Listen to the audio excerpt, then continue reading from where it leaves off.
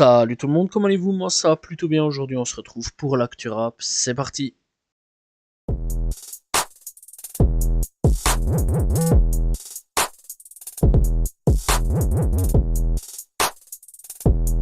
On commence l'actu rap avec Dean Burbigo. Donc Dean, eh bien, il a fait un petit message, voilà, pour dire qu'en gros il avait pris un an de pause, qu'il a voyagé, acheté de la pierre et investi dans des business. Voilà, et donc aujourd'hui, eh bien, il annonce que il va revenir très prochainement. Voilà, un nouvel album est en préparation. Voilà, et il remercie donc les fans pour avoir fait donc de Saboteur Records. Eh bien, un bon projet. Voilà, bref, c'est vrai quand même que ça a pas mal pété ce petit projet-là. Voilà, et donc il est très fier à ce niveau-là. Bref, en tout cas, c'est vrai quand même que Saboteur, c'était quand même un très bon projet, j'avais bien apprécié. Donc voilà, bref, en tout cas, j'ai vraiment hâte de son retour. Zola a été arrêté et placé en garde à vue après un refus d'obtempérer. Il roulait à 200 km/h sur l'autoroute, les phares éteints et testé positif aux stupéfiants. Voilà, c'est quand même assez grave à ce niveau-là. En plus de ça, c'est un peu débile ce qu'il a fait, sachant que sa maman est décédée sur une autoroute. Je pense que Zola, en fait, en ce moment, est un petit peu en train de craquer sur pas mal de choses. Voilà, je pense qu'il a besoin d'aide actuellement. Voilà, sur beaucoup de choses, parce que je pense, ouais, le garçon, à mon avis, il est vraiment en train de craquer.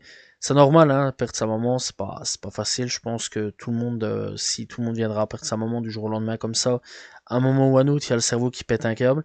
Mais bon, c'est quand même dangereux ce qu'il a fait. Voilà. Par contre, bon, après les journaux, on les connaît, ils ont pris tout ça, voilà, à bras le corps et ont commencé à bien tailler Zola, etc. Bref, on connaît de toute façon. En tout cas, grosse force à Zola si c'est bien avec sa maman qui pète un câble en ce moment. Si c'est pas le cas, c'est complètement débile ce qu'il a fait et complètement inconscient. Mais bon, je conçois et je comprends tout à fait que en ce moment c'est pas facile, surtout si s'il a perdu sa maman. Alors, dernière information concernant Zola. Alors, apparemment, c'était pas lui le conducteur de la voiture. Voilà. Donc, Zola a marqué ça sur les réseaux en disant que c'était pas lui en fait qui conduisait la voiture. Alors, c'était bien sa voiture, mais c'était pas lui qui conduisait la voiture. Voilà. En tout cas, grosse force à Zola encore une fois.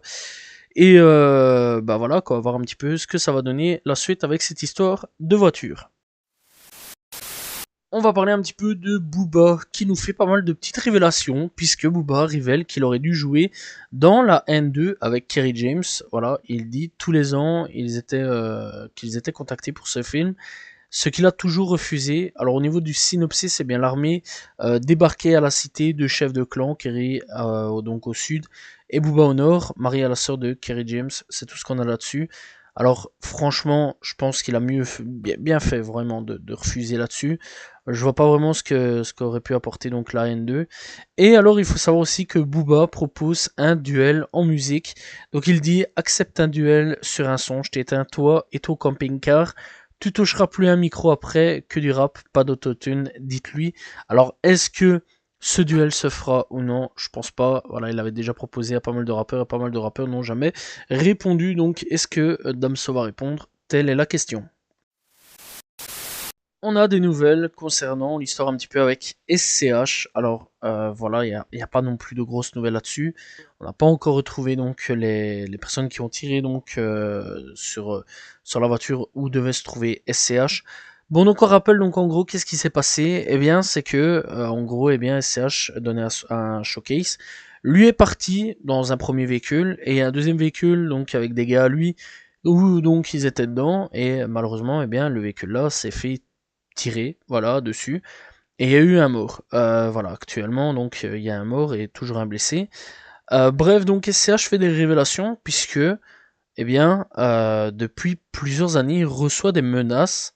Et en plus de ça, des menaces d'extorsion depuis 3 ans. Et il est persuadé d'être la cible de cette attaque. Alors franchement, ça en dit long quand même.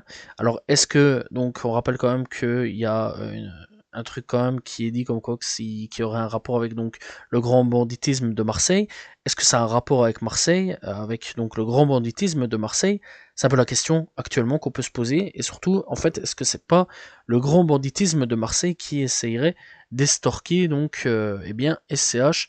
Telle est la question aujourd'hui qu'on pourrait se poser. Aya Nakamura fait des révélations, eh bien vous saviez qu'elle aurait pu passer eh bien, pour une télé-réalité.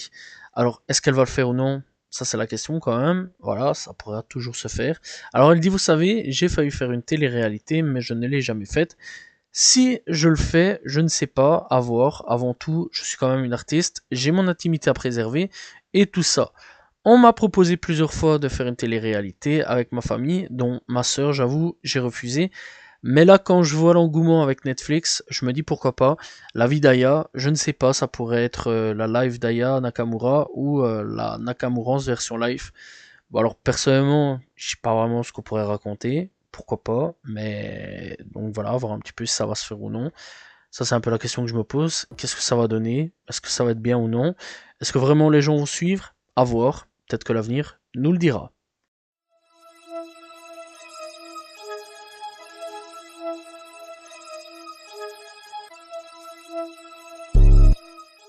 On commence l'actu rap US avec une triste nouvelle puisque Fatman Scoop nous a quitté à l'âge de 53 ans après s'être effondré lors d'un concert donc vendredi dans le Connecticut. Alors c'est assez chaud quand même, hein. Voilà, il était là en train de donner son concert tranquille et ça n'a pas trop été pour lui. Malheureusement, il est décédé.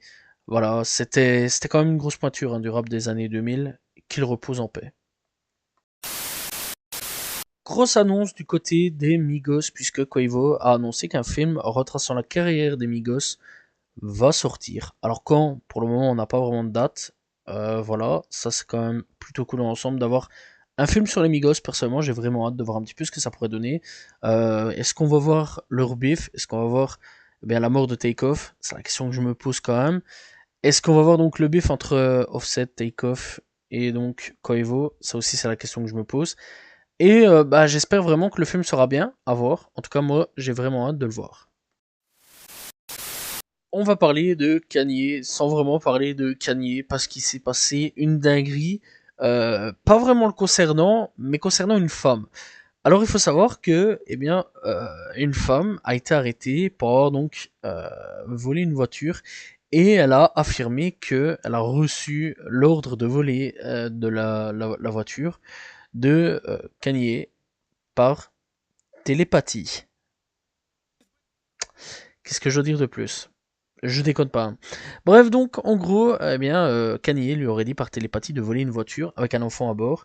Elle est montée dedans, elle s'est barrée, tranquille, enfin, elle a voulu se barrer, et donc la propriétaire de la voiture l'a vue, l'a arrachée par les cheveux, l'a fait descendre de la voiture, bref, voilà, elle lui a pété la figure. Bref, donc du coup, les flics sont arrivés tranquilles, l'ont arrêté, et la seule défense qu'elle a trouvé à dire, c'est ouais, mais c'est Kanye en fait qui m'a dit par télépathie de voler la voiture. C'est une dinguerie. Voilà, c'est les États-Unis. L'enquête de Didi n'est toujours pas finie, et ouais, puisqu'il faut savoir que, ça se poursuit toujours, puisque le procureur assigne à comparaître un hôtel de Miami pour obtenir des preuves contre Didi. Là, ça y est, ils sont partis, là, ils veulent l'abattre. Bref, donc, vendredi 31 août, les procureurs fédéraux continuent d'enquêter sur Didi alors qu'une nouvelle assignation à comparaître devant le grand jury a été émise dans un hôtel non spécifié de Miami. Le site d'information rapporte que les procureurs du district sud de New York recherchent des documents et d'autres preuves liées donc à Didi. Selon TMZ, Didi et son ex-petite amie Daphne Joy sont tous deux cités dans l'assignation à comparaître. Les procureurs recherchent l'hôtel qui a divulgué les dossiers de réservation liés à Didi, à Joy et d'autres associés donc de Didi. Les enquêteurs recherchent des preuves liées au séjour donc à l'hôtel du 1er janvier 2008 à aujourd'hui, y compris les dates d'arrivée, de départ, les numéros de chambre, les commodités et les demandes des clients et les informations de facturation telles que les frais de service en chambre. Bref, là, on va pas se mentir quand même que l'enquête prend une autre tournure là-dessus.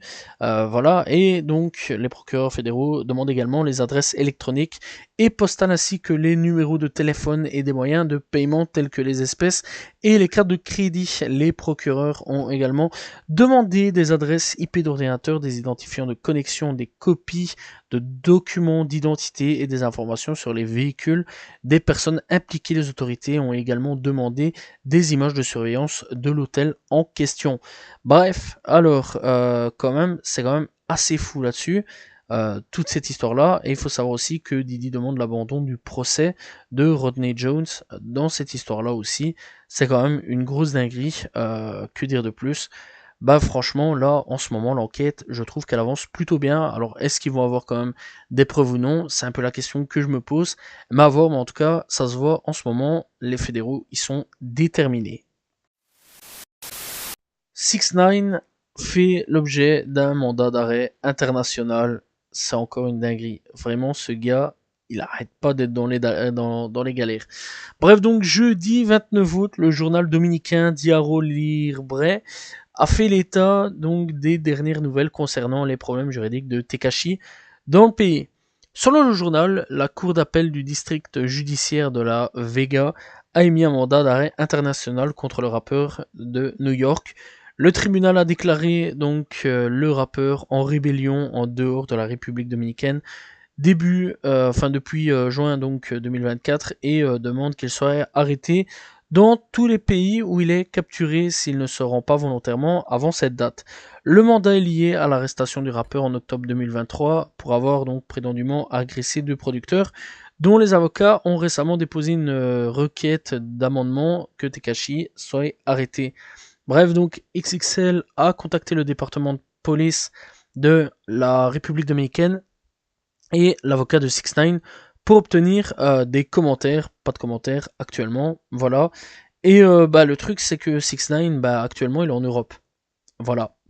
Que dire de plus? Alors 6ix9ine en fait ouais il est en Europe actuellement pour faire une tournée européenne, voilà. Donc est-ce que les pays européens vont l'arrêter ou non? Ça c'est un peu la question que je me pose actuellement.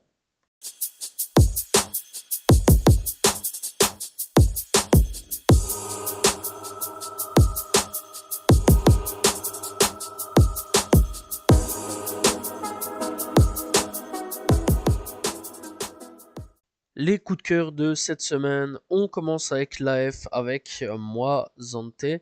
Après donc, on a Roth avec Mersel, on a donc Destroy Lonely avec The With It, on a aussi Chance de Rapper avec 3333, on a aussi Malty de Baiser avec Solitaire, on a aussi donc Lu Taylor avec Mr. Ski, on a Soulswalker avec 304 Bounty Hunter, on a aussi Icewear Vezo avec Yeah OK, on a donc aussi The Game de retour avec Ray Vogt pour 88 Cutlass, on a donc aussi Megaski avec Combien, on a donc aussi Famous Dex avec 2 in 1, on a donc aussi Ali, oui, Ali, de retour avec deuxième round, voilà, ça fait plaisir, on a Gros Dash avec l'alchimie, et on a aussi,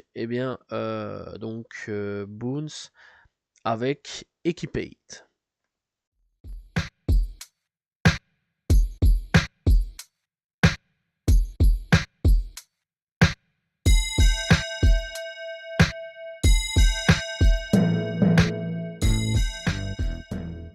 Découverte du jour, on va parler d'un rappeur londonien. Aujourd'hui, on va parler de Grills. Alors, Grills, il est là depuis 2021. Voilà, et depuis lors, il enchaîne pas mal de sons. Et très sincèrement, j'apprécie énormément. Bref, donc, je l'ai découvert en 2022. Et franchement, ouais, je kiffe quand même plutôt pas mal. Bref, il y a 3 mois d'ici, il a sorti Pizza. Avant ça, il avait sorti Bougie. Il a sorti Snakey Link. Il a sorti Top G. Il a sorti Dubai.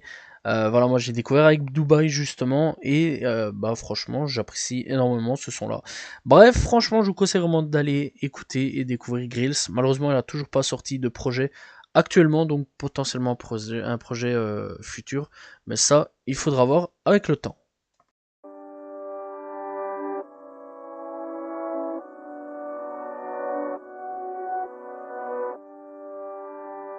Et nous sommes partis avec les projets de cette semaine et comme la semaine passée, pas de projet FR malheureusement. Donc on commence avec Big Sean qui a sorti Better Me Than You. On a eu Destroy Lonely avec Love Last Forever.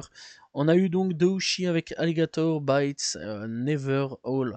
On a eu donc aussi RZA avec Abalate True Mood. On a donc pas Mood. On a eu donc aussi Currency et DJ Fresh pour The Tonight Show de CKL. On a donc eu aussi Strict avec All Time High. On a donc aussi eu DJ Upa avec Kaan pour In Due Time.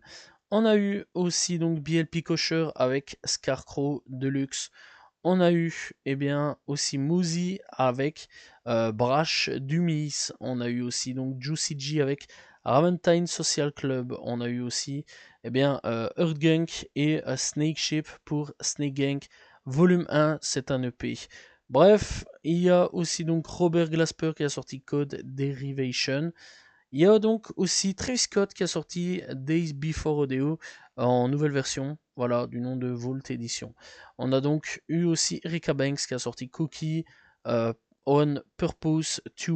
On a donc aussi Toby Nguye pour Oud et Hymn. On a donc aussi YTB Fat qui a sorti Onzei Deluxe.